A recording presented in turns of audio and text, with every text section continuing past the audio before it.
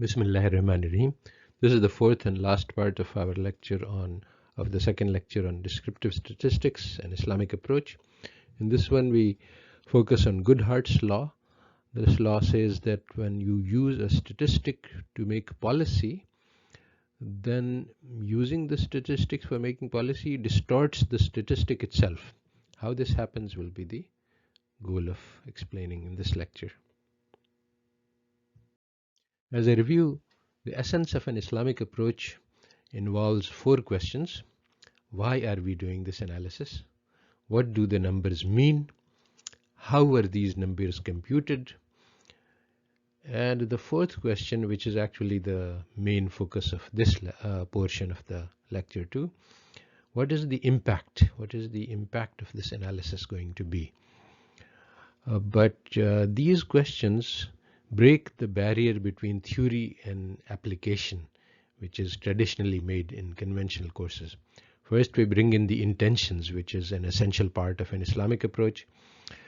All of these questions analyze the relationship between the number which is observed and the hidden reality which is not observed. They force the statistician to go beyond just the numbers into the real world which the number is measuring. All of these questions involve going deeper into the numbers. And this is different from traditional approach, which is focused on theory and numbers alone and does not actually deal with the real world applications. Just for background, we have to think about how did it happen that statisticians started to focus on numbers alone and ignore the hidden reality behind the numbers.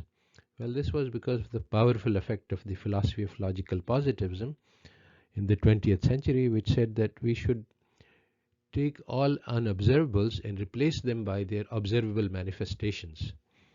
So, for example, gravity is not observable, but the circular orbits or the elliptical orbits of the planets are. So they said that gravity is just a shorthand for an elliptical orbit.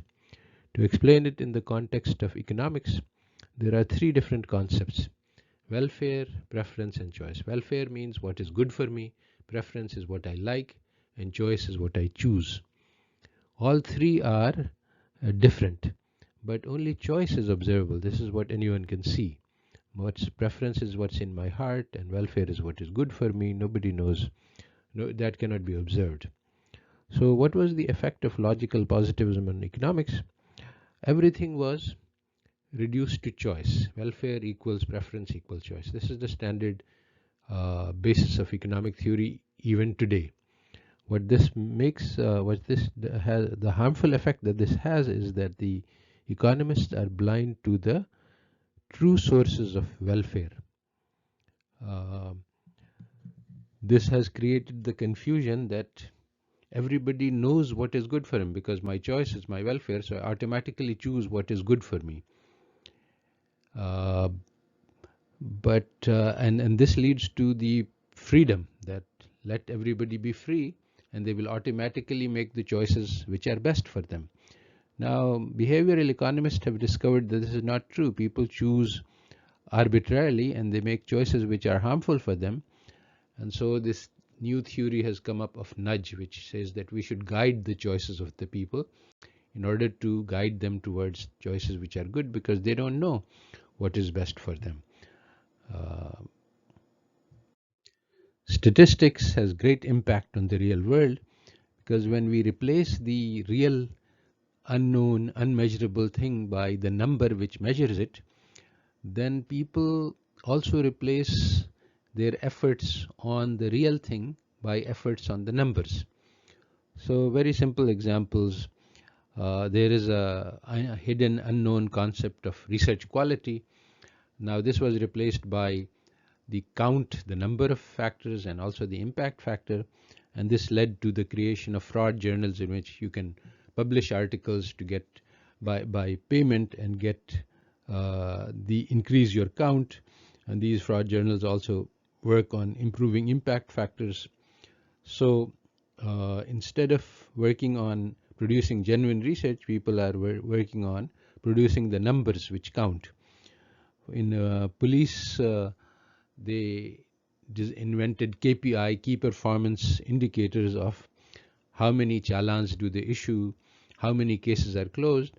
So accordingly, the police started to do things which would increase these numbers, which were actually very harmful to the public.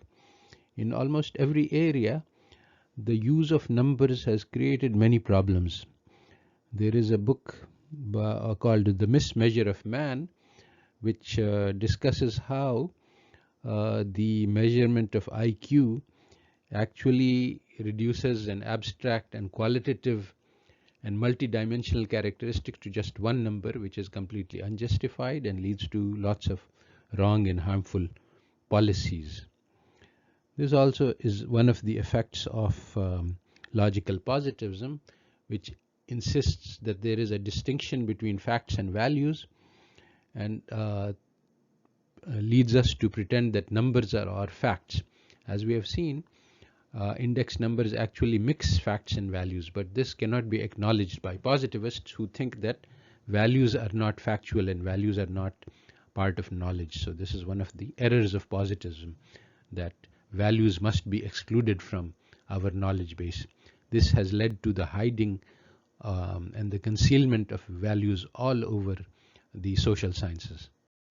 So Goodhart's law can be stated as, if you use a measure as a policy target, then it ceases to be a good measure of whatever it is we are trying to measure.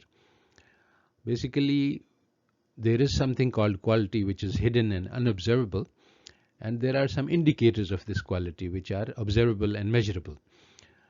Now, when we start measuring those things and start using them as indicators of quality, then people, instead of trying to improve the real quality, try to improve the numbers. So for example, for college rankings, if you start to try to improve your college ranking, you might want to increase the selectivity. So you will just start putting your cutoff in a different place. This is not going to improve your quality.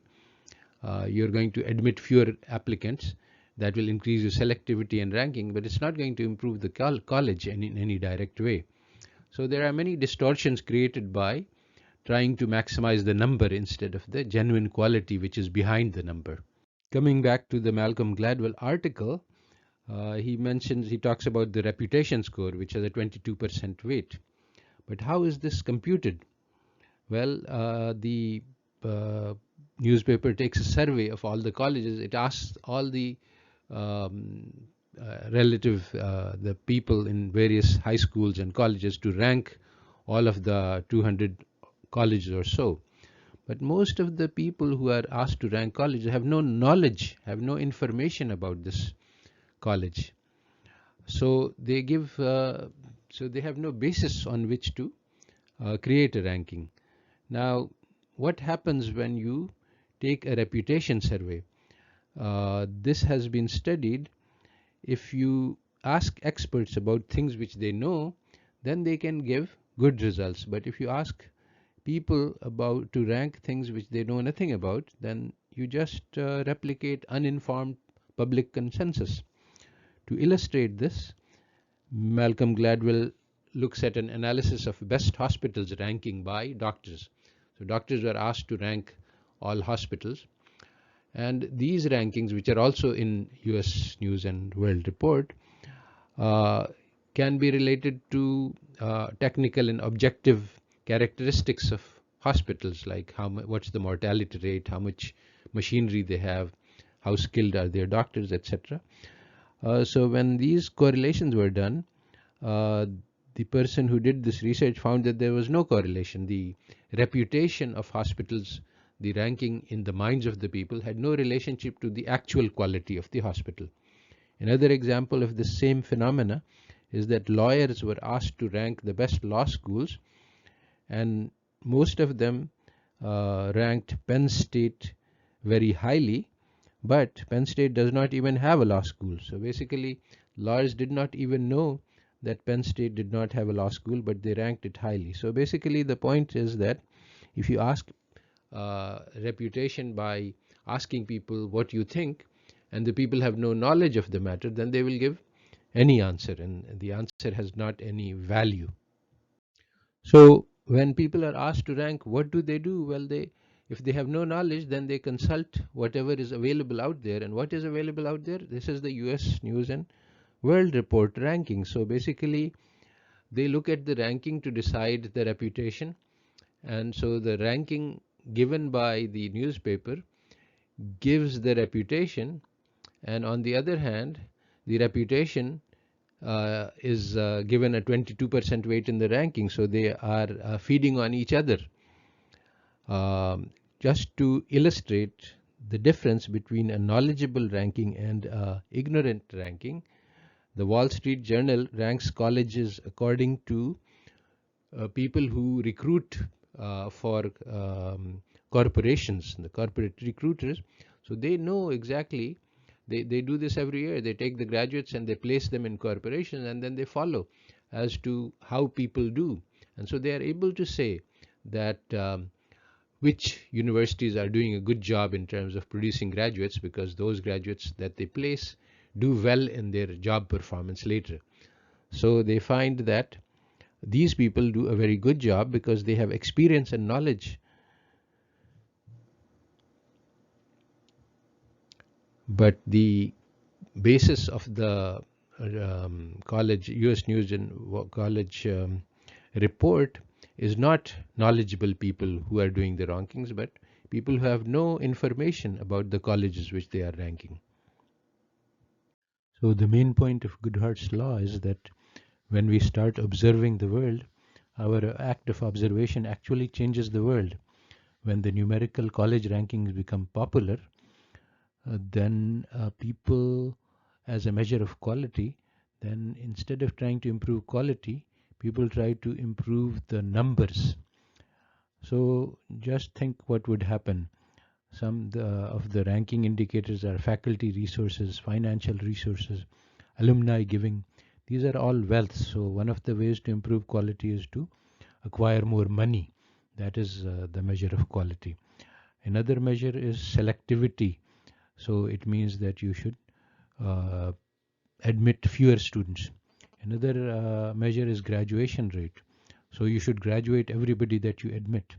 So if a college follows these strategies, it will rise in the rankings, but none of these has anything direct to do with quality. So uh, basically, the issue is one of causation. Quality, high quality can be shown by some indicators like having PhD faculty and many other things. But um, this relationship doesn't work in the reverse.